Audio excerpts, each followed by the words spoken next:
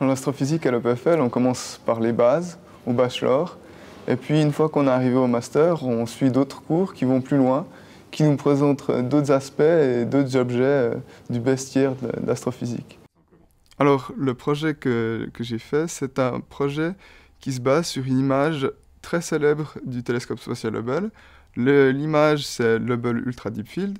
C'est une image qui est la plus profonde actuellement, c'est-à-dire qu'on voit les galaxies les plus distantes.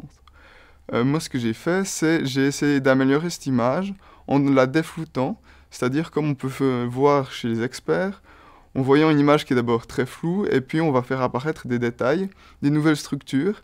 Et puis le but de ce travail, c'était non seulement de vérifier d'un point de vue technique que l'algorithme que j'utilisais, de la technique que j'utilisais, était viable, et d'un autre point de vue aussi de vérifier si le travail accompli jusqu'à présent peut être amélioré, est-ce qu'on découvre des nouvelles choses, est-ce qu'il y a des effets qui sortent du fait de cette déconvolution, donc de ce défloutage.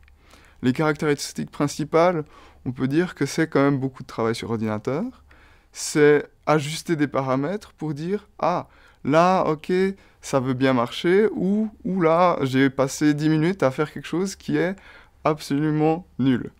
Ça nous fait un total environ entre 200 et 240 heures pour faire le défloutage complet de l'image.